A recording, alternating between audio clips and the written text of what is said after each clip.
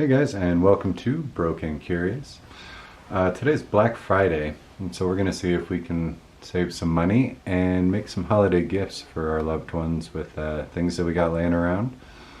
So rummaging through, what I kind of managed to locate was some rebar and some rotors and an old broken cutting board. So the game plan here is we're going to take and we're going to turn this into a plant stand for next to the window. And what we'll do is we got these cleaned up a little bit just so we don't put a bunch of rust inside on our work surface. We're going to have the top and the bottom are going to be the flat sides of the rotors over here. Top side, I think we're going to take and cut out a chunk of this cutting board and use it as an inlay in there. And we'll probably wood burn a tree or something in there and try to make it look nice. Let's see what else we got. So we started setting up our jig, and the idea behind this is that it's going to hold our rotors for us and keep things from getting wonky. So the little setup that we got, we're just going to slide our rebars into the lug nut holes. Just go ahead and go around the whole way.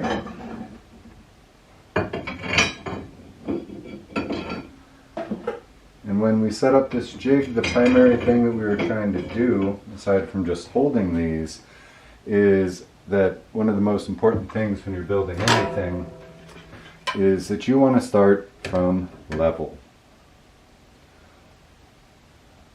So when we start from level, and this is going to be level in two different directions because you want both the horizontal and the vertical to be level.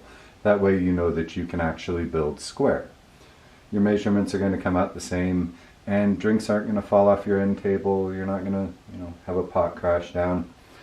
So when we go for level, what we're going for is that guy right there. See if we can get a little bit closer so you see I'm not lying to you.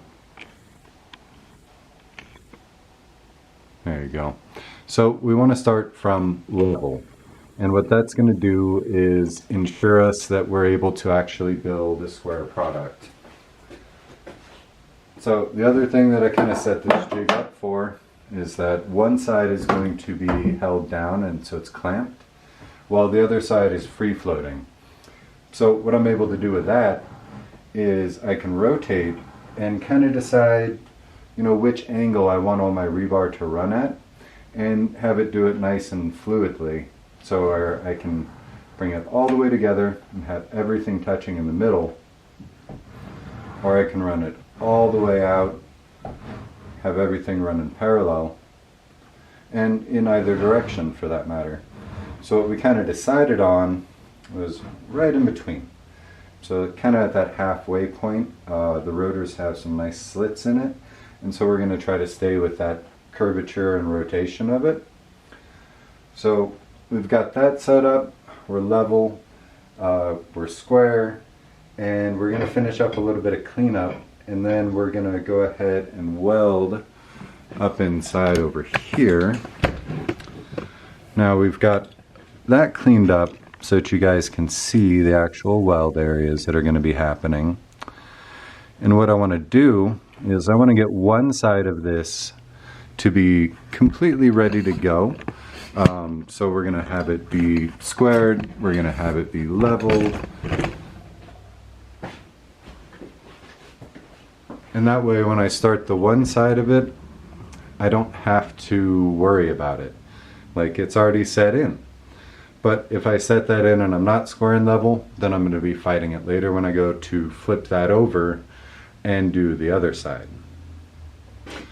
So that's where we're at right now. We're going to finish doing the cleanup and cut those rebar a little bit shorter. You can go ahead and see if we come around to this side. I haven't actually gotten in there and cleaned up. We got all that hanging over, and it's just going to be much easier to deal with it now. So we're going to do that, and we will check back in for welding. When we're talking about cleaning up anything that you just did on your pieces, knocking off a weld, etc., there's a lot of different things that you can use depending on what you're trying to do. Most commonly, if you're going to be painting something, or if you're just trying to knock the cap off of your weld, your garden variety grinding disc is just going to be easiest and way to go. I like to keep the smaller ones, helps for getting into tight spaces. You'd be amazed, like you may think it's worn out, but you can still use that for quite a bit. Other things you might run into is just a straightforward cutoff reel. And after that, if you're trying to get a fine surface later, if you're trying to get something to where you can actually set it up to a mirror shine, then you don't want to put deep gouges in.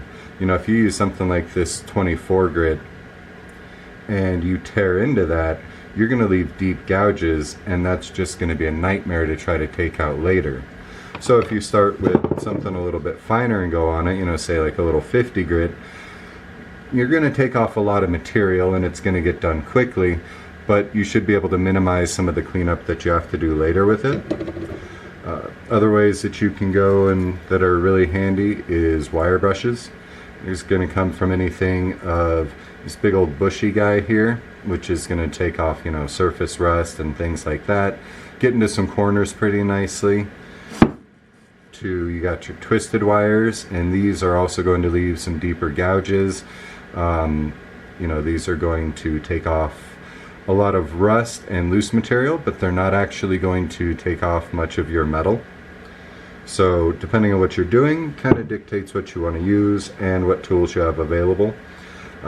They make them now, these can fit into a little drill, and they're handy to keep around to get into tight quarters. And if you don't have anything else available, if you're trying to strip off paint, a lot of times these oxide wheels come in really handy because they don't do too much to the metal, so you can use that on something like a car. Flap wheels like this, also useful depending on the grit, is going to kind of dictate how much you take off, how much you have to go through later. But that's generally all that we'd ever use for cleanup. Cleanup and finishing are separate categories in my mind, so we will get to finishing later.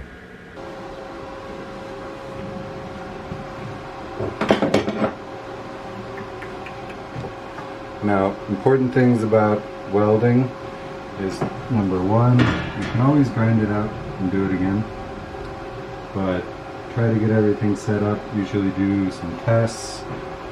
This is about as thick as that little welder is going to be able to go, so I just kind of have it cranked up. We're going to go ahead and do a test one and see how we look.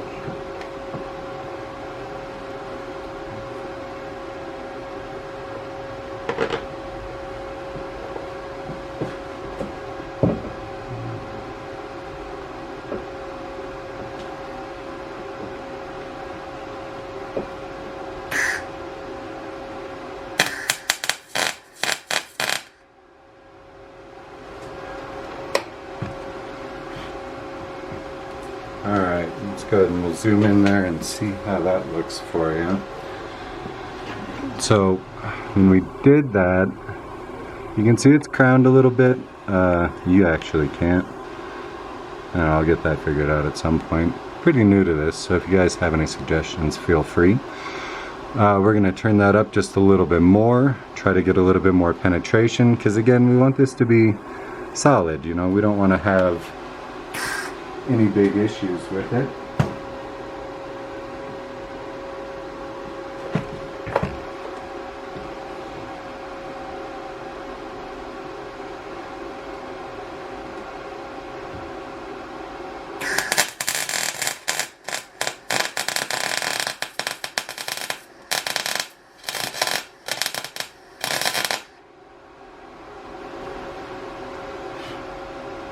It's quite a bit better. We're still cupping just a little bit. Let me turn our wire feed up the rest of the way. But you can see we're getting good penetration. This is cold and thick, and it's it's just a little 110 volt because, well, hobbyist, not professional. We will travel up to the shop sometime and go ahead and do bigger welds. But we're going to go ahead and finish welding these up real quick. We're going to tack them all and then go back around, and we'll see you on the other side of it.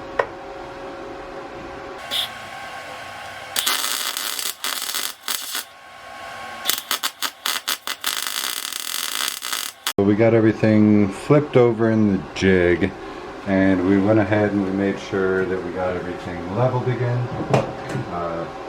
We got it level horizontal. We got it all leveled up vertical. And now we're just going to tack weld this side, because honestly it's going to be a lot easier for me after that to just sit it on the ground and be able to look in and see where I'm doing without being at this weird angle. So I'm going to tack these, and then we're going to take it down to the concrete and finish up there.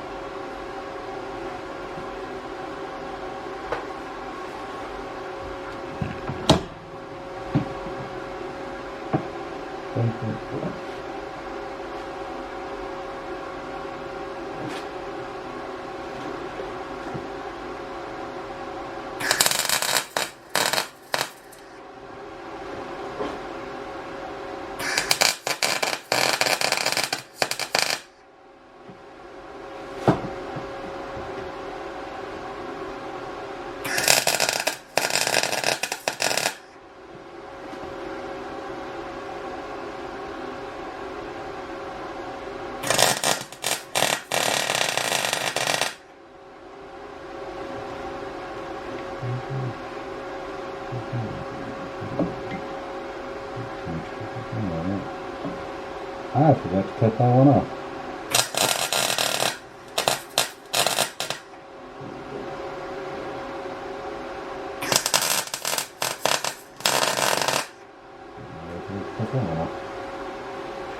Alright.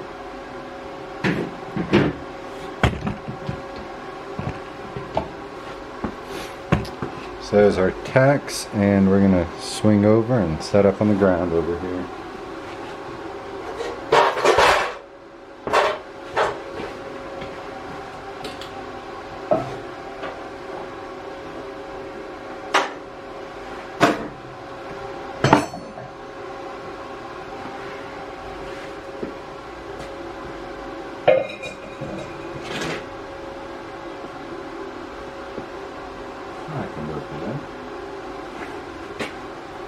Alright guys, we're going to pan over here in a terrible way because I had to work around the compressor and give you guys the first look at our project here. So as you can see, just in the jig and with a couple of staples, my floor isn't level, but we're pretty much the same all the way around. We're happy, we sit straight up, it's vertical, it's stable, which is a very important thing. So that is the first view of our beautiful, beautiful plant stand that we're going to be making. Alright, so I went ahead and finished welding around most of the way. We're going to cut off some of these heads, and that way we can actually get in there to root it. As safety is an important thing. You see which direction your grinder spins. So whenever you hit metal, you're going to be kicking a tail of sparks and a tail of debris that's going to be going in that direction. So you always want to make sure that wherever your tail is going is going to be free and clear of anything that can light on fire or just get peppered. So we're going to keep going through and cutting those off and cleaning that up. And then we're going to start working on the inlay for it, actually, which is going to be, again, this old cutting board here. And we're going to get some measurements and do a draw out and get that cut. And then we'll get everything fit in together. And then we can just do all of our final touch-up. There's a lot of cleanup involved, and as a true story goes, the worse you are at welding, the better you better be at grinding. So I'm going to get some more practice grinding, and I'm going to get some more practice welding. So we will catch up with you guys after we make a bunch of noise.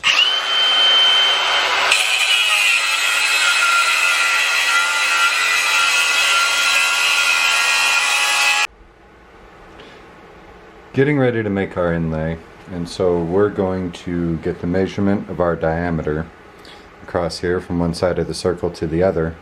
Then luckily we got 7 inches, which is really easy to split. The reason we want to split that is to get our radius, which is going to be 3.5 inches. And we'll just take our little protractor.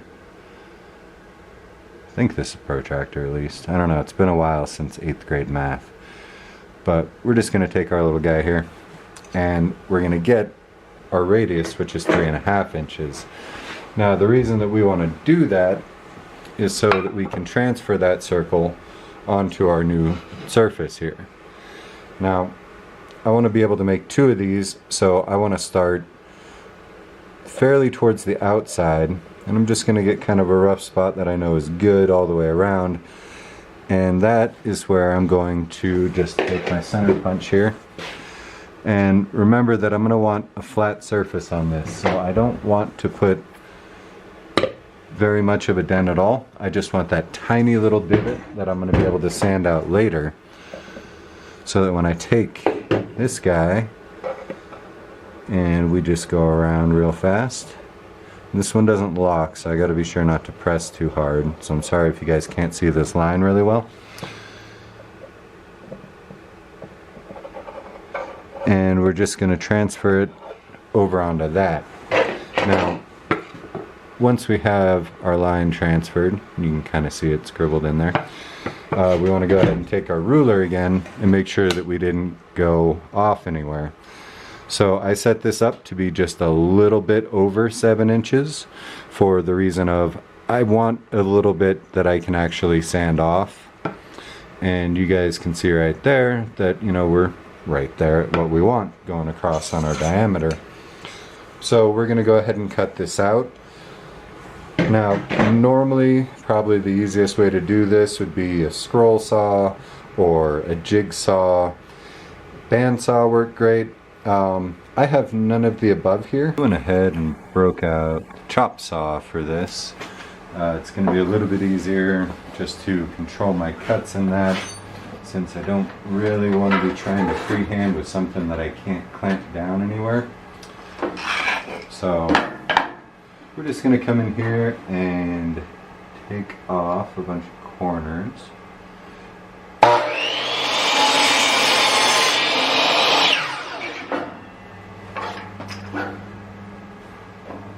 We're going to be kind of freehanding this.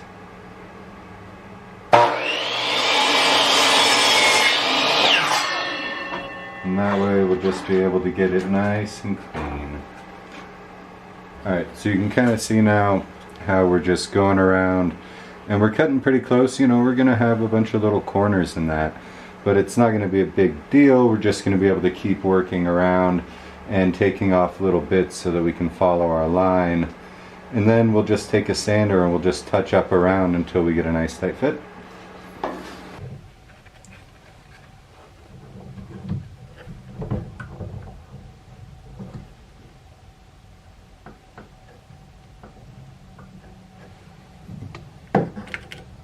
Always square.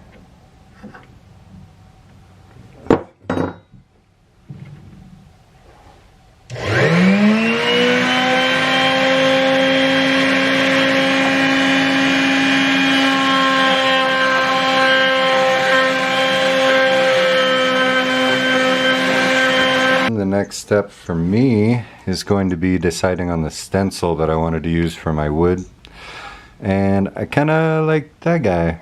I think that one's pretty nice. I like how it looks. There's a couple more that I got, but you know, some of them are kind of intricate and I don't feel if I'm really up to that today, so we're gonna see, you know. And that's another one. Actually, I like that one. So we're gonna go with this guy. What we're gonna do is get it centered and oriented where we want it to be, and then I'm probably just gonna hit it with a little bit of spray paint to transfer it, and then we're gonna get started with some wood burning. So let's get that set up and see how we do.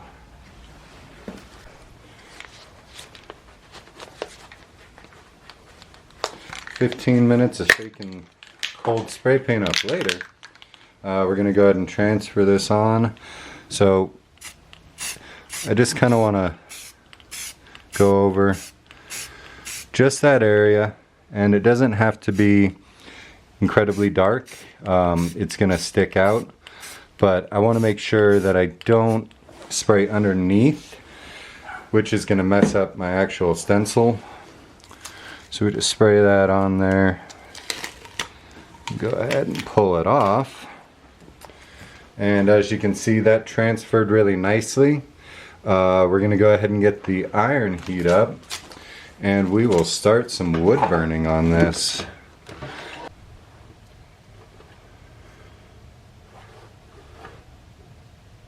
Alright, so we have everything set up for wood burning on our plant stand over there. You can see we kind of got our stencil on there, and we went ahead and used that 2 different ways. I'll show you guys that in just a minute here.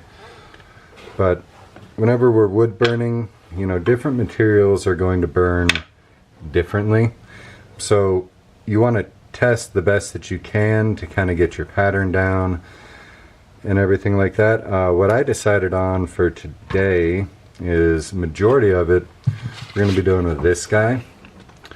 And you can see it's a pretty fine tip. I just turned it on. It heats up pretty well and instantly. So it's easy to keep consistent burn. That direction, you know, it's a very thin down to a point. And we're mostly going to be using that. The reason being is that you can keep really consistent burns going. And with how hot it is, it's really easy to get good depth and penetration with it, which, you know, for a larger project like that, you really want. That way you're going to have a little bit of the extra surface that you can polish up without taking out any of your detail.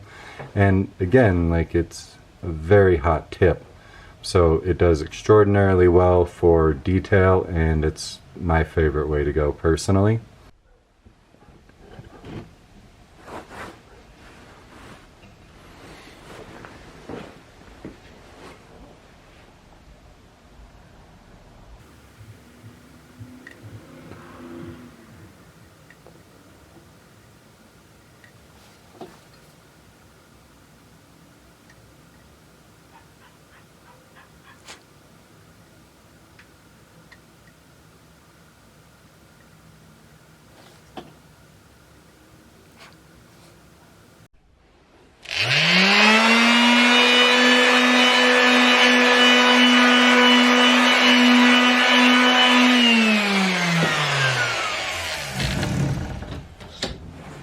Alright, let's see.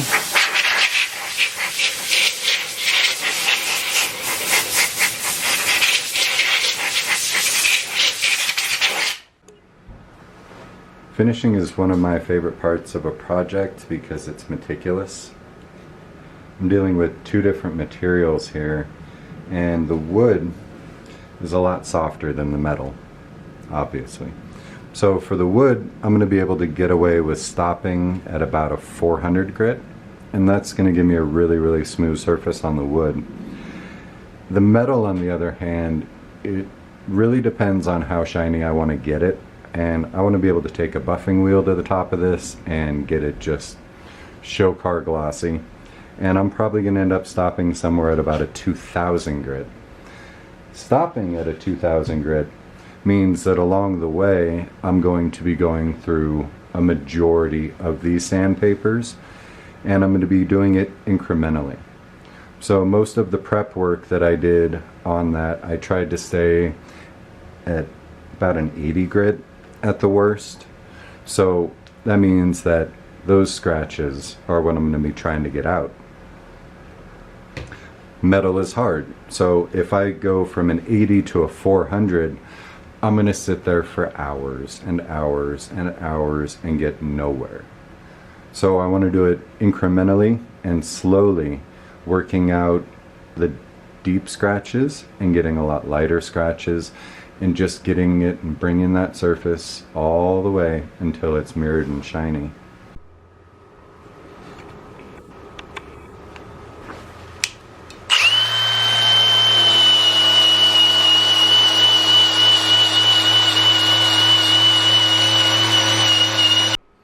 So we finished up sanding, and as far as I'm going to go with it, I stopped at about a 2000 grit, just because you can kind of see, like, I do have a mirror, you can see my hand.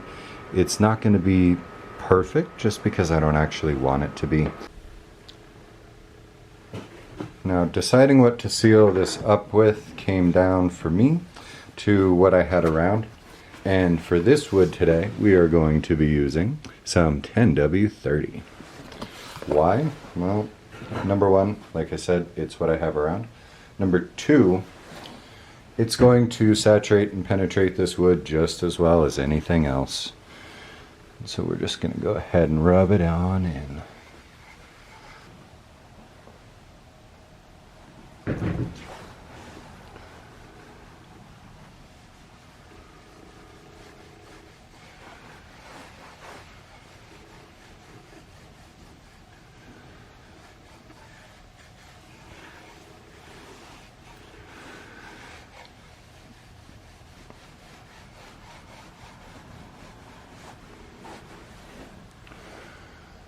Good old motor oil.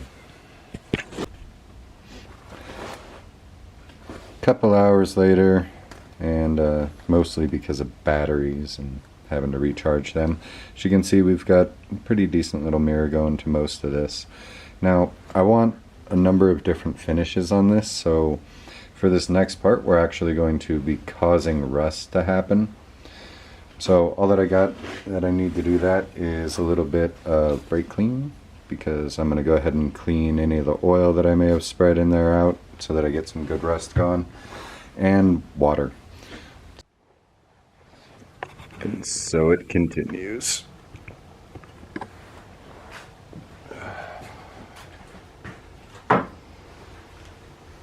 Now it was safe again.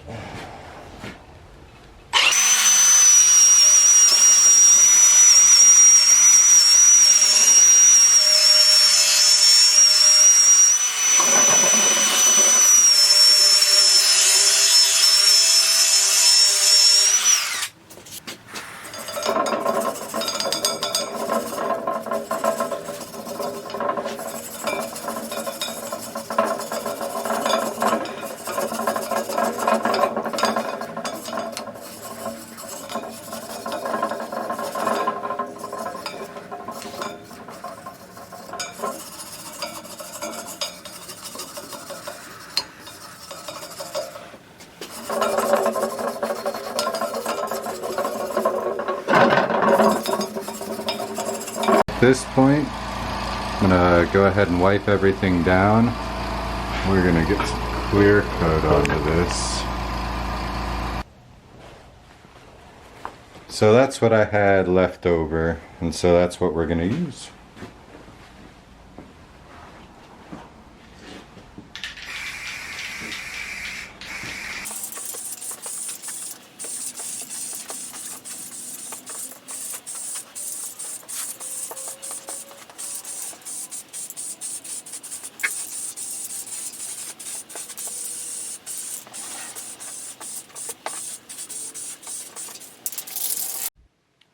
Are you ready for the dramatic conclusion? I had a lot of fun doing this project. I'm really happy with how it came out. Let me know what you guys think in the comments. This is my first video, so if you would also, let me know what I can do better. Let me know what I can do differently. Make it more enjoyable for you guys. Make it a little bit easier on me. I like both of those things. Hope to see you guys again.